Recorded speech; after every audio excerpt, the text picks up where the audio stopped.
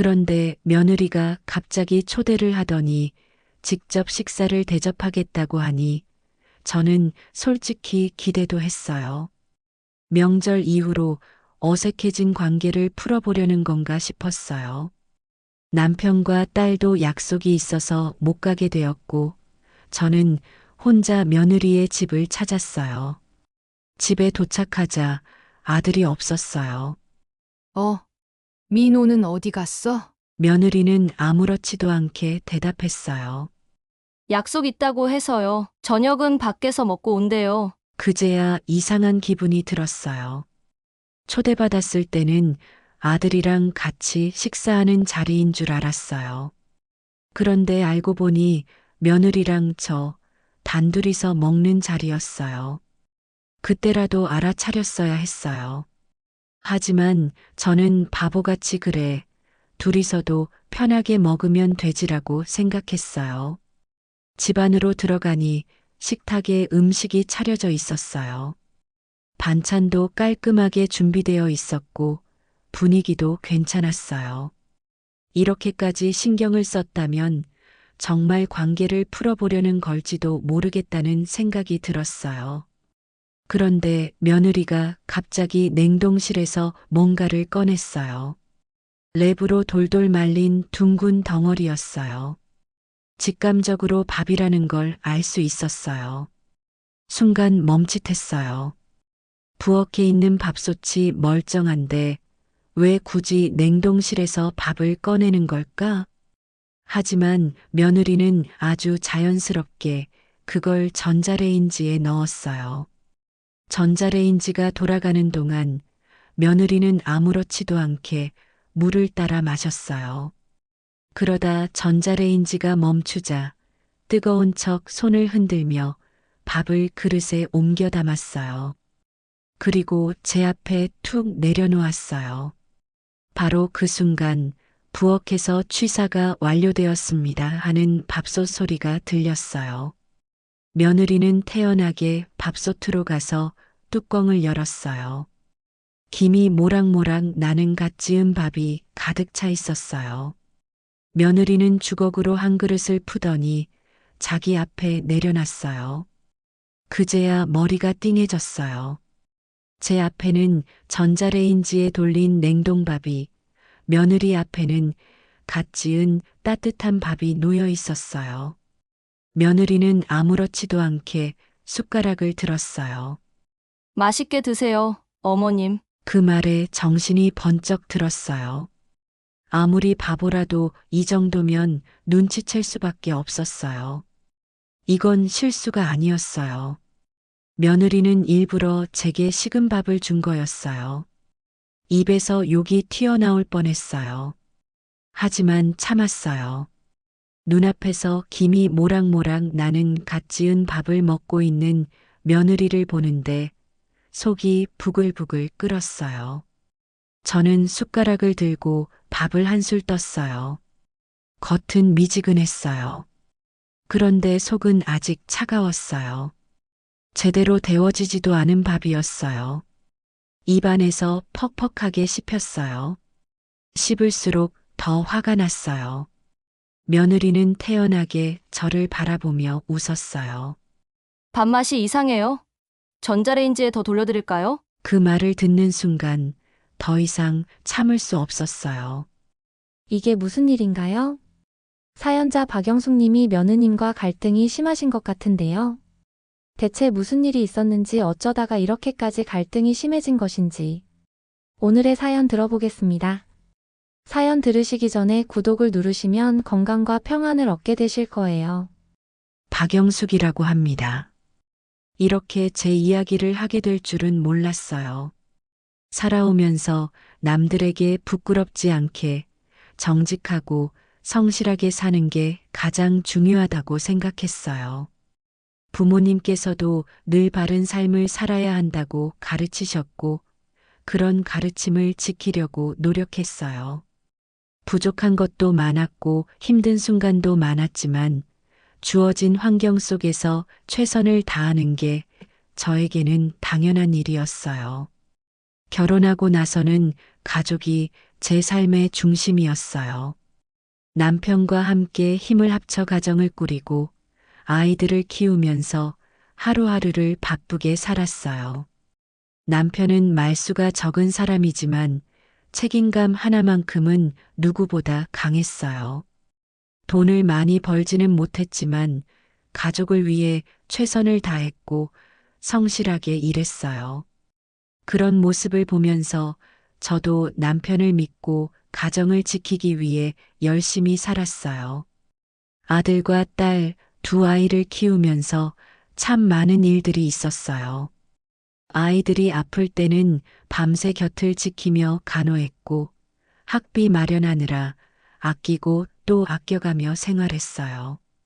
다른 집처럼 넉넉하지는 않았지만 최소한 아이들에게 부족함을 느끼게 하고 싶지는 않았어요. 좋은 옷 한 벌 사입지 못해도 아이들 먹을 음식만큼은 최고로 챙겨주고 싶었어요. 학교에서 돌아오면 언제나 따뜻한 밥상이 기다리고 있도록 정성을 다했고 늦게까지 공부하는 날이면 간식이라도 챙겨주려고 노력했어요. 딸은 야무지고 씩씩한 성격이었어요. 어릴 때부터 스스로 알아서 할 줄 알았고 똑 부러지는 성격이라 저도 믿고 맡길 수 있었어요. 반면 아들은 다정하고 속이 깊은 아이였어요. 어릴 때부터 남에게 싫은 소리 한 번 하지 못하는 성격이라 걱정이 되기도 했어요. 다정하고 착한 건 좋지만 세상은 그렇게 착한 사람만 살아가는 곳이 아니니까요.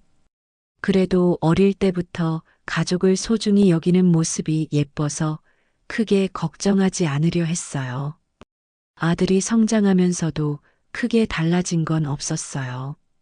공부도 열심히 했고 친구들과도 잘 지냈어요. 대학을 가고 사회생활을 시작하면서 점점 바빠졌지만 그래도 부모를 잊지 않고 연락도 자주 했어요. 명절이면 꼭 집에 와서 함께 시간을 보냈고 특별한 날이면 작은 선물이라도 챙겨주는 세심한 면이 있었어요. 부모로서 아들이 그렇게 성장해주니 대견했고 그저 건강하고 행복하게 살기를 바랄 뿐이었어요. 그런데 아들이 결혼을 하고 나면서부터 모든 것이 달라지기 시작했어요. 결혼 소식을 처음 들었을 때만 해도 얼마나 기뻤는지 몰라요. 부모 입장에서 자식이 좋은 사람을 만나 결혼하는 것만큼 반가운 일도 없잖아요. 이제 가정을 꾸리고 함께 살아갈 배우자를 만났다는 게 대견했어요. 처음에는 아들도 꽤 들뜬 모습이었어요. 평소보다 전화를 더 자주 했고 연애 때보다 더 애정이 깊어진 게 느껴졌어요. 상대가 어떤 사람인지 궁금하기도 했고 빨리 얼굴을 보고 싶다는 마음이 컸어요. 그러다 처음으로 며느리를 만났어요. 차분하고 조용한 인상이었어요. 아들보다 몇 살 어렸지만 말하는 걸 보니 생각이 어리지 않을 것 같았어요. 서로 인사를 나누고 함께 식사를 하면서 이런저런 이야기를 나눴어요. 며느리가 인사성이 밝고 예의도 갖춘 것 같아 다행이라 생각했어요. 요즘은 결혼해도 부모와 사이가 멀어지는 경우가 많으니 걱정도 있었지만 며느리가 괜찮은 사람 같아서 안심했어요. 결혼식이 끝난 후 아들과 며느리는 신혼집을 차렸어요. 처음에는 분가하는 게 서운하기도 했지만 두 사람이 행복하다면 그것만으로 충분했어요. 신혼이니 얼마나 좋을까 싶었고 서로 잘 맞춰가면서 행복하게 살기를 바랐어요. 그러면서도 혹시라도 힘든 일이 있으면 언제든 찾아오라고 말했어요. 며느리는 고맙다고 했고 아들도 여느 때처럼 다정하게 대했어요. 그렇게 시간이 흘러 첫 명절을 맞이했어요. 명절이 되면 가족들이 다 함께 모여서 밥을 먹고 이야기를 나누는 게 당연했어요. 시끌벅적한 분위기가 익숙했고 가족끼리 함께 음식을 준비하고 나누는 것이 즐거웠어요. 이번 명절도 예전과 다르지 않을 거라고 생각했어요. 명절 전날부터 음식을 준비했어요. 전도 부치고 나물도 무치고 갈비찜까지 해놓으니 한 상 가득 차릴 수 있을 만큼 준비가 끝났어요. 남편도 거들어 주었고 딸도 함께 손을 보태서 도와주었어요. 음식 준비가 끝나니 허리가 끊어질 것처럼 아팠지만 그래도 아이들이 맛있게 먹을 걸 생각하니 힘든 줄도 몰랐어요. 아들과 며느리가 도착했을 때 반갑게 맞이했어요. 며느리도 방긋 웃으며 인사를 했고 아들도 오랜만에 본 가족들에게 인사를 건넸어요. 준비해둔 음식을 차리고 함께 둘러앉았어요. 분위기는 좋았어요. 며느리도 음식이 맛있다며 칭찬을 했고 아들도 기분 좋게 웃었어요. 저도 흐뭇한 마음이 들었어요. 이렇게 즐겁게 지낼 수 있다면 앞으로도 명절이 기대될 것 같았어요. 그런데 식사가 끝나고 난 뒤 이상한 기운이 감돌기 시작했어요. 예전부터 가족끼리 음식을 함께 준비하고 뒷정리하는 게 당연했어요. 명절이면 더 많은 음식을 준비하는 만큼 설거지도 많았어요. 저는 요리를 맡았고 남편과 아이들은 자연스럽게 설거지를 도왔어요. 아들도 딸도 결혼 전부터 늘 그렇게 해왔기 때문에 누구 하나 불만을 가지지 않았어요. 그날도 딸이 먼저 자리에서 일어나며 말했어요. 빨리 다 같이 치우고 쉬자. 그러면서 자연스럽게 설거지를 시작했어요. 아들도 일어나서 그릇을 옮겼고 남편도 자리를 정리했어요. 그런데 며느리만 여전히 자리에 앉아 있었어요. 며느리가 설거지를 하지 않는 걸 보고 처음에는 그러려니 했어요. 결혼한 지 얼마 안 됐고 손님 대접을 받고 싶을 수도 있겠다고 생각했어요. 굳이 나서서 시키기도 뭐해서 그냥 넘어갔어요. 대신 딸과 아들, 남편이 뒷정리를 끝냈어요. 그렇게 명절이 지나갔어요. 아무 문제 없이 잘 넘어간 줄 알았어요. 그런데 며칠 뒤 아들에게서 전화가 걸려왔어요. 목소리가 어딘가 어색했어요. 뭐라고 말을 해야 할지 고민하는 듯한 기색이 느껴졌어요. 한참 뜸을 들이던 아들이 어렵게 입을 열었어요. 엄마, 미니가 지난번 명절 때 기분이 좀 안 좋았대요. 무슨 일이 있었냐고 물었더니 아들이 조심스럽게 말을 이었어요. 며느리가 시집에서 손님 대접을 받지 못했다고 생각했던 거예요. 설거지를 하게 눈치를 줘서 속상했다고 했어요. 아들은 처가에 가면 설거지를 하지 않는데 시댁에 오면 일을 시키니까 기분이 상했다고 했어요. 순간 귀를 의심했어요. 도와달라고 강요한 것도 아니고 다 같이 자연스럽게 하던 일이었는데 그게 그렇게 불만이었다는 게 믿어지지 않았어요. 서운한 일이 있었다면 그 자리에서 말을 했으면 좋았을 텐데 며칠이 지나서 아들을 통해서 듣게 되니 기분이 좋을 리가 없었어요. 하지만 아들이 직접 전화해서 말하는 걸 보니 며느리가 그만큼 신경이 쓰였다는 뜻이겠죠. 그래서 차분하게 대답했어요. 우리 집은 원래 다 같이 하는 게 당연한 문화였다고 며느리만 시키려고 한 것도 아니고 모두가 같이 했다고 설명했어요. 그리고 혹시라도 기분이 상했다면 그럴 의도가 아니었다고 했어요. 앞으로는 그런 부분을 신경 쓰겠다고 말해줬어요. 아들도 알겠다고 했고 며느리에게도 전하겠다고 했어요. 그렇게 대화를 마쳤지만 뭔가 찜찜한 기분이 남았어요. 그냥 넘어간 일이라고 생각했지만 이렇게까지 말이 나올 줄은 몰랐어요. 그런데 문제는 여기서 끝이 아니었어요. 그 이후로도 며느리는 계속해서 시댁을 손님 대접을 해주는 곳이라고 생각했어요. 아니, 오히려 더 심해졌어요. 이제부터가 본격적인 시작이었어요. 아들과 통화를 마치고 나서도 기분이 개운하지 않았어요. 며느리가 서운할 수도 있었겠다고 이해하려고 했지만 아무리 생각해도 이해가 되지 않았어요. 다른 가족들도 다 같이 했던 일을 왜 며느리만 억울하게 생각한 걸까요? 게다가 아들까지 며느리의 편을 들면서 마치 제가 큰 잘못을 한 것처럼 말하니 속이 상했어요. 하지만 불필요하게 갈등을 만들고 싶지는 않았어요.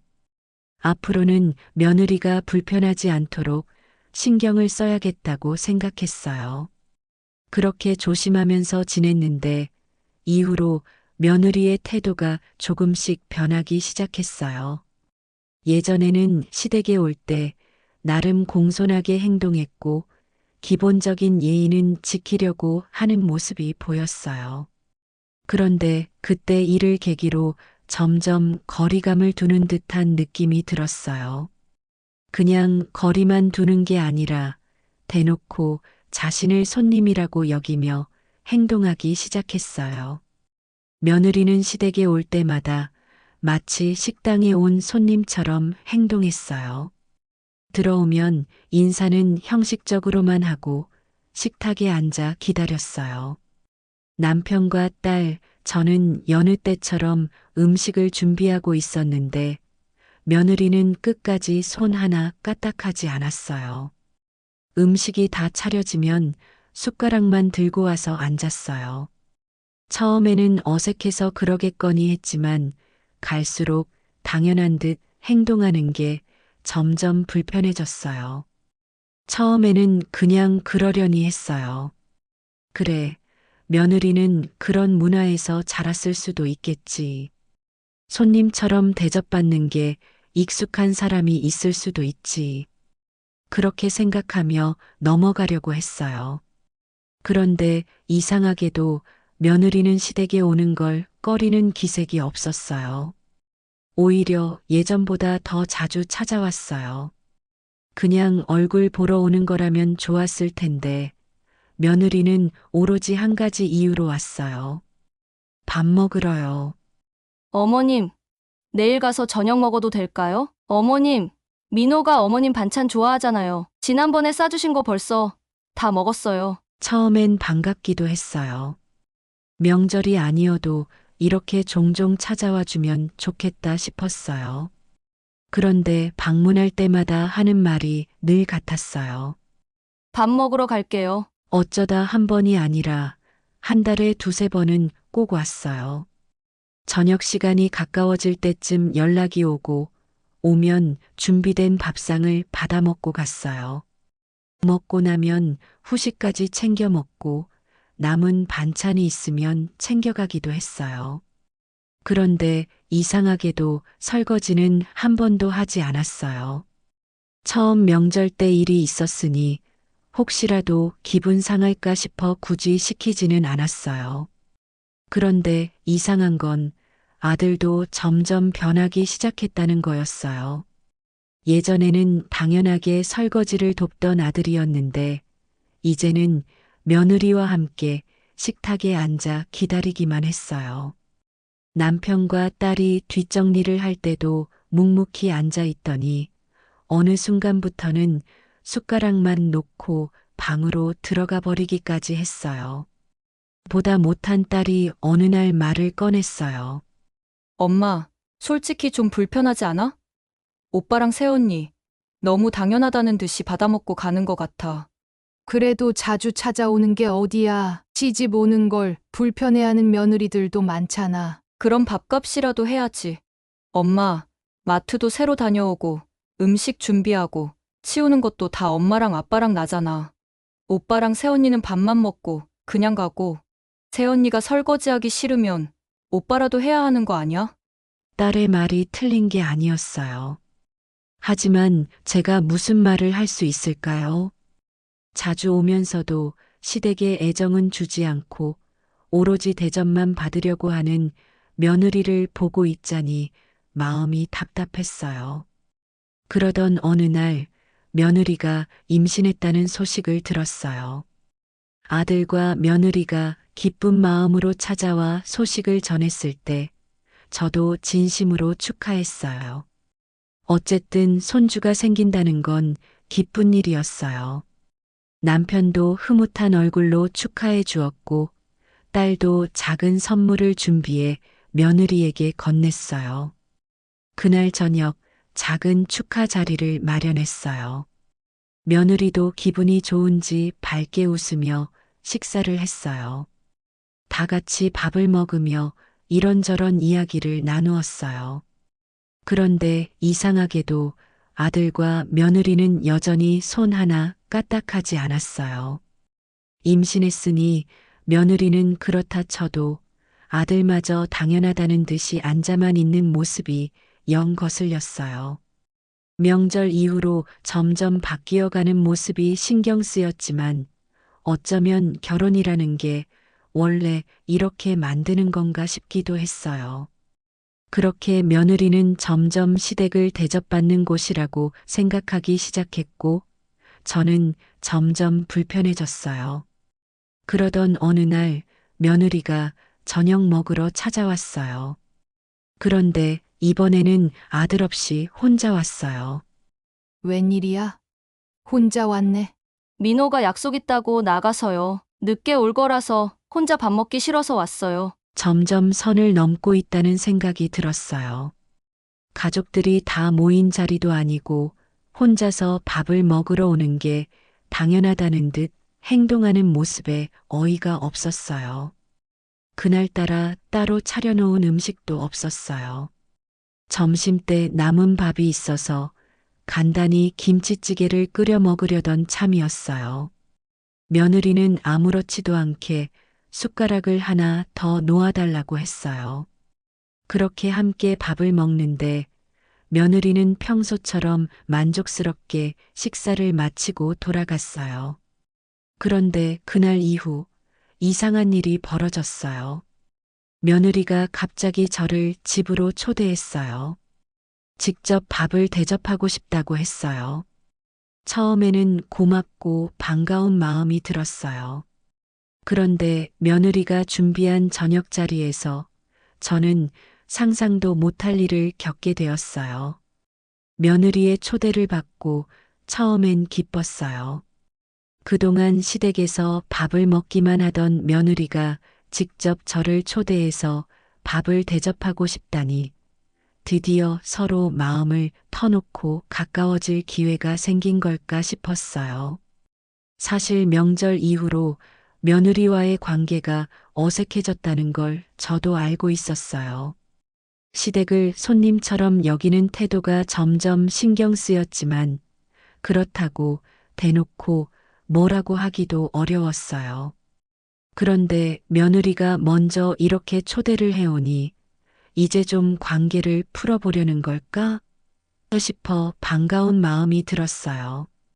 남편은 마침 시골에 다녀올 일이 있어서 함께 가지 못했고 딸도 약속이 있어서 저 혼자 가게 되었어요. 집을 나서면서도 괜히 설렜어요. 결혼 후 처음으로 며느리가 직접 초대한 자리였으니까요. 그동안 밥 먹으러 시댁에 오는 게 당연하다는 듯 행동하던 며느리가 이제야 나도 대접해야겠다는 마음을 먹은 것 같아서 고맙기도 했어요. 하지만 그 기대는 얼마 지나지 않아 처참하게 무너졌어요. 아들의 집에 도착했을 때 가장 먼저 눈에 띈 건 아들이 없다는 거였어요. 민호는 어디 갔어? 아, 약속이 있대요. 저녁에 뭐 먹고 온다고 해서요. 순간 당황스러웠어요. 아들과 셋이서 식사하는 자리라고 생각하고 왔는데 갑자기 약속이 있어서 빠진다고요? 며느리는 대수롭지 않다는 듯 태연하게 웃었어요. 어머님이랑 저랑 둘이서 편하게 먹으면 되죠? 불길한 예감이 들었어요. 어쩐지 이 초대가 순순한 마음에서 비롯된 것 같지 않았어요. 하지만 어색하게 굴고 싶지 않아서 애써 웃으며 식탁으로 향했어요. 이미 음식이 다 차려져 있었어요. 반찬들이 가지런히 놓여 있었고 나름 신경 쓴 티가 났어요. 그 모습을 보고 순간 마음이 풀릴 뻔했어요. 그래, 내색은 안 했지만 그래도 마음을 쓴 거겠지 하고요. 그런데 이상한 장면이 눈에 들어왔어요. 며느리가 냉동실에서 뭔가를 꺼내더니 전자레인지에 넣었어요. 랩으로 쌓여 있는 둥그런 덩어리였는데 멀리서 보니 밥처럼 보였어요. 순간 부엌 쪽을 봤어요. 거기에는 멀쩡한 밥솥이 놓여 있었어요. 그런데 왜 굳이 냉동된 밥을 꺼내서 데우는 걸까 싶었어요. 그리고 그 의문은 곧 답이 나왔어요. 전자레인지에서 삑 하는 소리가 났고 며느리는 밥그릇에 그 밥을 담아 제 앞에 놓았어요. 동시에 뒤쪽에서는 밥솥이 취사 완료되었다는 소리가 들려왔어요. 며느리는 아무렇지도 않게 밥솥을 열었어요. 그리고 거기서 갓 지은 따끈따끈한 밥을 떠서 자기 앞에 놓았어요. 순간 온몸이 굳었어요. 제 앞에는 전자레인지에 돌린 냉동밥이, 며느리 앞에는 방금 지은 뜨거운 밥이 놓여 있었어요. 며느리는 태연하게 숟가락을 들더니 방금 퍼온 밥을 한술 떠서 입에 넣었어요. 맛있게 드세요, 어머님. 순간 너무 황당해서 아무 말도 할 수 없었어요. 저를 초대해 놓고 본인은 따끈한 밥을 먹으면서 저한테는 냉동실에 있던 묵은 밥을 돌려서 내놓는다고? 그제야 이 초대가 왜 이루어졌는지 알겠더군요. 며느리는 복수를 하고 있었어요. 며칠 전 며느리가 혼자 저녁을 먹으러 왔던 날이 떠올랐어요. 점심때 남은 밥을 먹으려던 참이라 새로 밥을 하지 않았고 그 밥을 함께 나눠 먹었어요. 그런데 그게 며느리 입장에서는 시댁에서 손님 대접도 못 받고 식은 밥을 먹었다는 걸로 남았던 거죠. 그래서 이렇게까지 하는 건가 싶었어요. 순간 너무 화가 났어요. 저를 대놓고 무시하는 것도 아니고 이런 식으로 유치한 복수를 한다고? 그것도 본인은 따끈한 밥을 먹으면서 초대한 시어머니에게는 차갑고 딱딱한 밥을 내놓으면서. 하지만 그 자리에서 화를 낼 수는 없었어요. 당장이라도 밥그릇을 엎어버리고 싶었지만 그렇게 하면 저만 속 좁은 사람 되는 것 같았어요. 대신 숟가락을 들어 밥을 한술 떴어요. 예상대로 겉은 따뜻해 보였지만 안쪽은 덜 데워져 있었어요. 딱딱하고 퍼석한 냉동밥 특유의 식감이 그대로 느껴졌어요. 먹을수록 속이 뒤집히는 것 같았어요. 며느리는 제 표정을 유심히 살펴보면서도 태연하게 밥을 먹고 있었어요. 그 얼굴을 보니 더 이상 이 집에 있을 필요가 없다는 생각이 들었어요. 숟가락을 내려놓고 며느리를 쳐다봤어요. 입맛이 없네. 속이 안 좋아서 일찍 가야겠다. 며느리는 예상치 못한 반응이었는지 눈을 동그랗게 떴어요. 그러더니 곧 웃으며 말했어요. 그러세요? 과일이라도 드시고 가세요. 괜찮아. 다음에 보자. 더는 이 자리에서 단 1분도 있고 싶지 않았어요. 며느리는 아쉬운 기색 하나 없이 문 앞까지 배웅해줬어요. 문이 닫히고 집을 나서는 순간 머릿속이 하얘졌어요. 이걸 도대체 어떻게 받아들여야 할까? 분노, 실망, 허탈함이 한꺼번에 몰려왔어요. 집으로 돌아와 한참을 멍하니 앉아 있었어요. 딸이 돌아와서 제 얼굴을 보자마자 물었어요. 엄마, 왜 그래? 무슨 일 있었어? 그제야 참아왔던 감정이 터졌어요. 며느리가 저에게 한 행동을 하나하나 설명하는데 딸의 얼굴이 점점 굳어졌어요. 말도 안 돼. 새언니가 진짜 그랬다고? 그래. 그냥 무심코 한 게 아니야. 일부러 그랬어. 복수하려고. 딸이 벌떡 일어섰어요. 엄마, 가만히 있지 마. 당장 전화해. 딸은 참지 못하고 며느리에게 전화를 걸었어요. 그리고 스피커폰을 켜고는 단도직입적으로 물었어요. 새언니, 엄마한테 냉동밥 준 거 일부러 그런 거야? 잠시 침묵이 흐르더니 며느리가 아주 태연한 목소리로 대답했어요. 그럼요. 똑같이 한 건데 왜요? 순간 피가 거꾸로 솟는 기분이었어요. 이제는 더 이상 참을 이유가 없었어요. 이대로 넘어가면 안 되겠다는 생각이 들었어요. 이제 본격적인 싸움이 시작될 차례였어요. 딸이 손에 힘을 주며 핸드폰을 꽉 쥐었어요. 스피커폰을 통해 들려오는 며느리의 태연한 목소리가 거실을 가득 채웠어요. 제가 뭐 잘못한 건가요? 당한 대로 갚아드린 것뿐인데요. 그 한마디에 머리가 띵해졌어요. 며느리는 전혀 미안한 기색이 없었어요. 오히려 당당했어요. 복수를 해놓고도 뻔뻔하게 받아치고 있었어요. 딸이 참지 못하고 쏘아붙였어요. 똑같이 한 거라고? 새언니 지금 무슨 말을 하는 거야? 그때 어머님도 저한테 식은밥 주셨잖아요. 저도 기분이 어땠는지 느껴보시라고 똑같이 해드린 건데 뭐가 문제죠? 며느리의 말투에서 비꼬는 게 느껴졌어요. 저도 더는 가만히 있을 수 없었어요. 지금 밥. 그게 무슨 소리야? 내가 갑자기 찾아와서 같이 먹은 거였잖아. 내가 일부러 차가운 밥을 준 것도 아니고 우리도 똑같이 먹었는데 그게 그렇게까지 불만이었어? 며느리가 피식 웃으며 대꾸했어요. 아무리 그래도 요즘 세상의 시댁에서 며느리한테 그런 식으로 밥 주는 경우가 어디 있어요? 저희 엄마는 사위한테 그런 대접 안 해요. 그래서 넌 너희 엄마처럼 나를 대접해 준 거야?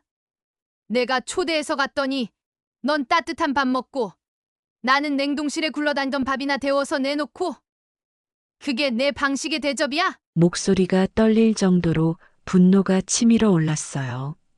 며느리는 여전히 태연했어요. 그때 제가 기분 나빴다고 말씀드렸잖아요. 그런데도 어머님은 아무렇지도 않게 넘어가셨잖아요. 그래서 저도 그냥 조용히 같은 방식으로 알려드린 거예요. 어머님도 이제 아셨겠죠? 남이 식은 밥 주면 기분이 어떤지. 너 정말 뻔뻔하구나. 제가 쏘아붙이자 며느리는 피식 웃으며 대꾸했어요. 이렇게 화낼 일인가요? 저는 그냥 똑같이 한 건데 너무 감정적으로 나오시는 것 같네요. 딸이 핸드폰을 꽉 쥐고 소리쳤어요. 진짜 기가 막혀서 말도 안 나온다. 그러니까 새언니는 복수하겠다고 일부러 엄마한테 그런 거야? 어쩜 그렇게 속이 뒤틀린 사람이야? 엄마가 내 시녀야? 밥상 받아먹는 것도 모자라서 이제는 일부러 이런 식으로 치사한 짓까지 해? 며느리가 한숨을 쉬더니 짜증 섞인 목소리로 대답했어요. 아가씨, 그렇게까지 흥분할 일은 아니잖아요. 저는 그냥 똑같이 한 거라고요. 원래 이런 건 직접 경험해봐야 아는 거잖아요. 이제 어머님도 제 입장이 어땠는지 이해하셨겠죠? 순간 너무 화가 나서 핸드폰을 확 빼앗아 끊어버렸어요. 분노로 머리가 뜨거워졌어요. 심장이 두근거리고 숨이 가빠졌어요. 어떻게 사람이 이렇게까지 뻔뻔할 수 있을까 싶었어요. 딸은 씩씩거리며 주먹을 불끈 쥐었어요. 엄마, 이대로 넘어가면 안 돼. 당장 오빠한테 전화해. 저도 더는 참을 수가 없었어요. 핸드폰을 들고 아들에게 전화를 걸었어요. 아들이 전화를 받자마자 바로 따졌어요. 지금 미니한테 다 들었어. 내가 이 일 알고 있었어. 아들이 당황한 듯 말을 더듬었어요. 무슨 일이야? 엄마, 갑자기 왜 그래? 미니가 나한테 한 짓 내가 알고 있었냐고 묻잖아. 아들이 한참을 뜸을 들이다가 대답했어요. 엄마, 지금 바뀐데 집에 가서 민이랑 이야기해보고 다시 연락드릴게. 지금 당장 대답해. 내가 알고 있었는지만 말해. 엄마, 나중에 이야기하자. 그 한마디로 모든 게 확실해졌어요. 알고 있었어요. 아들이 몰랐을 리가 없었어요.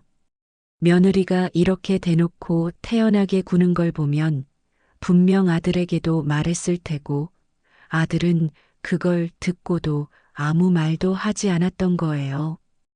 그동안 시댁에서 대접받는 것만 좋아하던 며느리, 그리고 그런 며느리 편에 서서 같이 태도를 바꿔간 아들. 이제야 모든 게 선명해졌어요. 딸이 씩씩거리며 소리쳤어요. 엄마, 가자. 오빠네 집 가서 직접 따지자. 솔직히 저도 그럴 생각이었어요. 하지만 지금 당장 가봤자 아무 소용 없을 것 같았어요. 오히려 준비할 시간을 줄 필요가 없었어요. 아니, 내일 네 아빠랑 같이 갈 거야.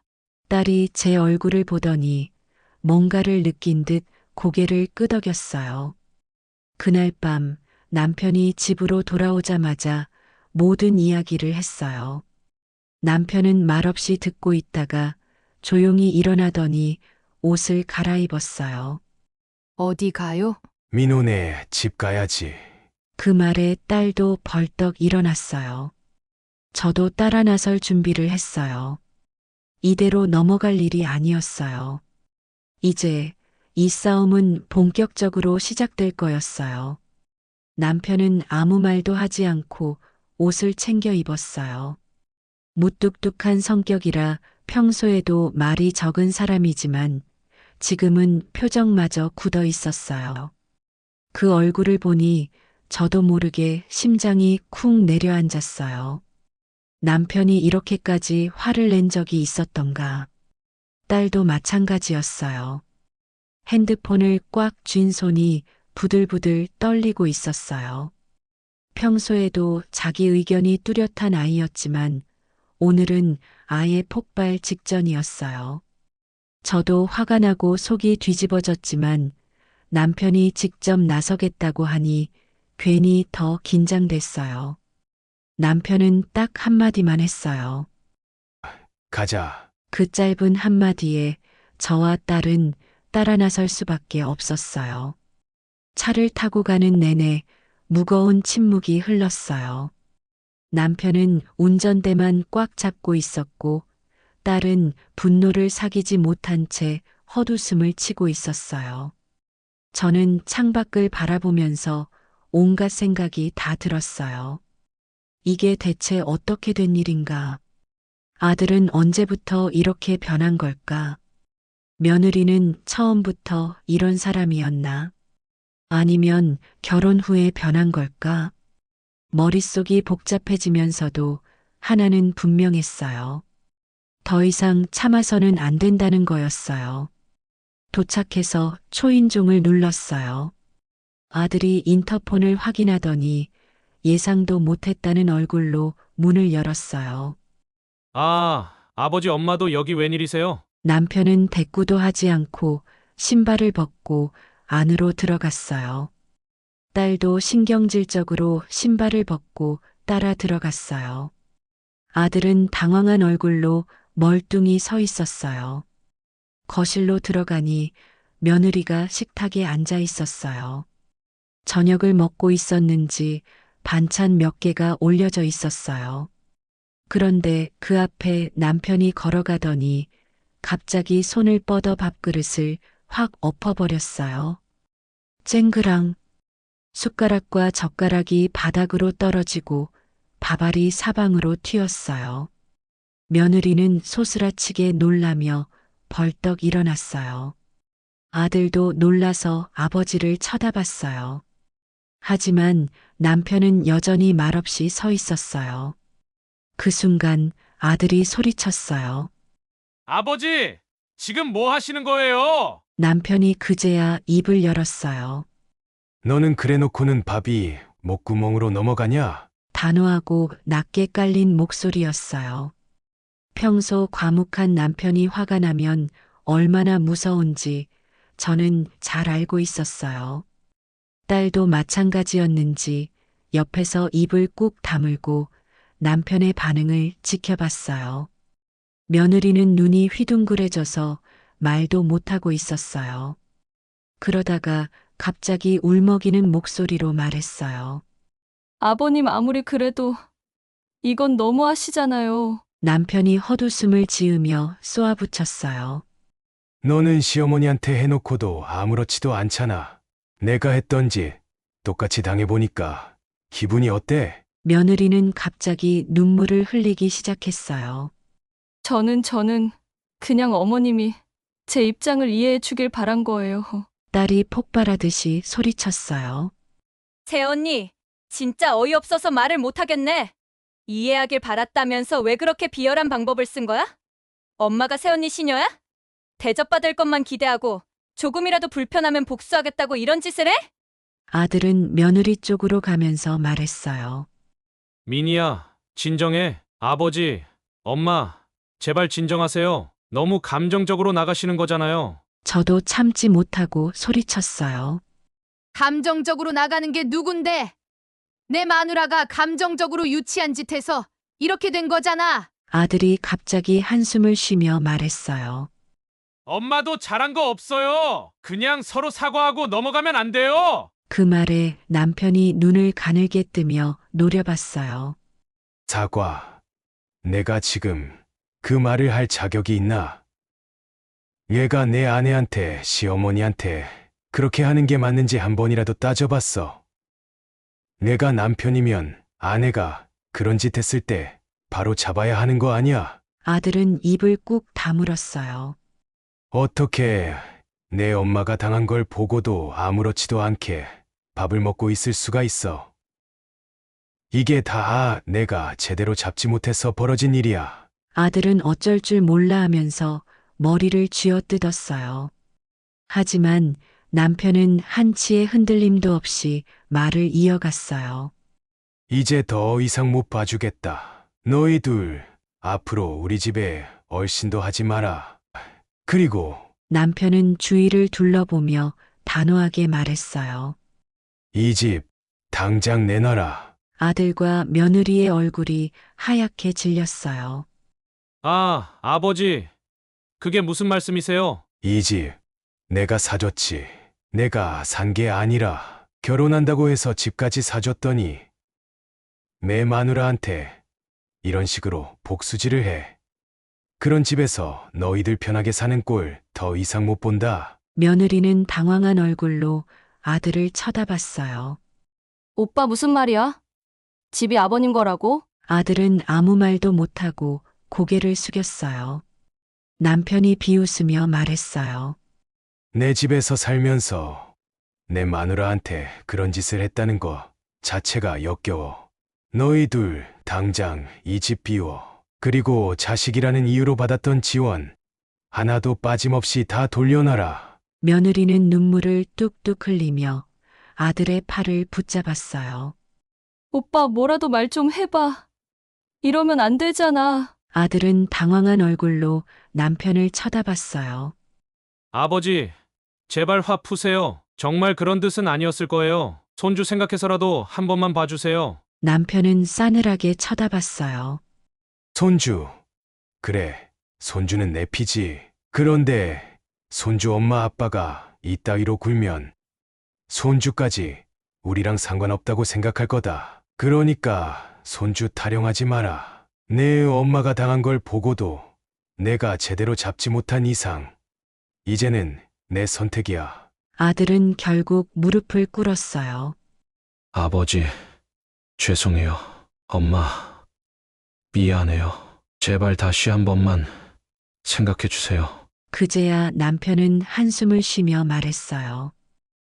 좋아. 이 집에서 살려면 조건이 있다. 앞으로 매달 100만 원씩 내 계좌로 월세 보내라. 안 그러면 집 팔아서 돈 회수할 거다. 아들과 며느리는 얼굴이 새하얘졌어요. 이제 진짜 싸움의 끝이 보이고 있었어요. 아들과 며느리는 얼음처럼 굳어 있었어요. 남편이 단호한 목소리로 내뱉은 월세 100만 원이라는 말이 두 사람을 벼랑 끝으로 몰아넣은 거였어요. 아들이 울상으로 소리쳤어요. 아버지, 자식한테 어떻게 월세를 받아요? 너무하시는 거 아니에요? 남편은 콧방귀를 뀌며 쏘아붙였어요. 너는 부모한테 어떻게 복수질을 해? 시어머니한테 어떻게 그런 짓을 해놓고도 밥이 넘어가냐? 그래, 부모 자식 간에 돈 주고받는 거 별로 안 좋아한다. 그런데 넌 이미 자식 대접받을 자격이 없어. 자식이면 부모를 저렇게 대하진 않겠지. 며느리는 그제야 사색이 된 얼굴로 아들을 붙잡았어요. 오빠 어떡해? 우리 월세 100만 원 어떻게 내? 아들은 말없이 바닥만 내려다봤어요. 하지만 이 상황에서 가장 당황한 건 며느리였어요.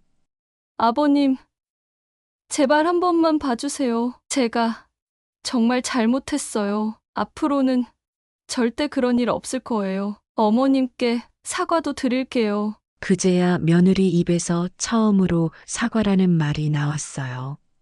그런데 그 말 속에는 진심이 없었어요. 저는 며느리를 똑바로 쳐다보며 말했어요. 너 지금 사과하는 이유가 뭐야? 정말 내가 한 짓이 잘못됐다고 생각해서야? 아니면 이 집 못 내놓고 싶어서야? 며느리는 그 말에 입을 꾹 다물었어요. 남편이 다시 한번 단호하게 말했어요. 100만 원. 일일 늦어도 안 봐준다. 돈 안 보내면 바로 나가라. 선택은 너희가 해. 아들이 망연자실한 얼굴로 남편을 쳐다봤어요. 아버지, 제발 너무 그러지 마세요. 남편은 더 이상 대꾸도 하지 않았어요. 신발을 신으며 마지막 말을 남겼어요. 오늘부터 너희는 우리 가족이 아니다. 그 말을 끝으로 우리는 돌아섰어요. 그날 이후 아들은 어떻게든 월세를 내지 않으려고 발버둥 쳤어요. 며칠 후 몰래 찾아와서 저한테 사정하더군요. 엄마, 우리 애도 태어날 텐데 너무한 거 아니야? 월세 100이면 생활비가 빠듯해. 저는 피식 웃으며 대꾸했어요. 그럼 집을 비워. 집도 사줬더니 시어머니한테 복수질이나 하는데 내가 미쳤다고 거기 공짜로 살게 해줘? 엄마, 미안해. 민희도 후회하고 있어. 후회하면 뭐하니? 내가 똑바로 잡았어야지. 그날 아들은 빈손으로 돌아갔어요.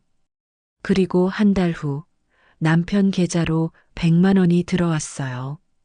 그렇게 시간이 지나면서 점점 아들과 며느리와의 연락이 끊어졌어요. 이제 와서 후회한다고 해도 이미 늦었어요. 며느리가 스스로를 손님이라고 했으니 이제 저도 손님으로 대할 생각이에요. 반갑지 않은 손님으로요. 전화가 와도 받지 않고 찾아와도 문을 열어주지 않아요. 가족이 아니라 했으니 더 이상 가족처럼 대할 이유가 없으니까요. 이제 와서 손주를 핑계로 다시 가까워지려고 한다면 그건 오산이에요. 어떤 사람들은 말하겠죠. 부모가 그래도 자식을 끝까지 품어야 한다고요. 하지만 저는 그렇게 생각하지 않아요. 가족이라면 가족답게 행동해야죠. 그걸 버린 건 아들과 며느리였어요. 그러니 후회해도 소용없어요. 여러분이라면 어떻게 하시겠어요? 저처럼 했을까요? 아니면 다른 방법을 찾았을까요? 댓글로 여러분의 생각을 들려주세요. 오늘의 사연 들으시고 어떤 생각이 드셨나요? 사연자분께 해주고 싶으신 말씀 있으시면 댓글 부탁드리고 구독을 누르시면 여러분께 내일 좋은 소식이 찾아올 거예요. 그럼 다음 사연에서 만나 뵙겠습니다. 감사합니다.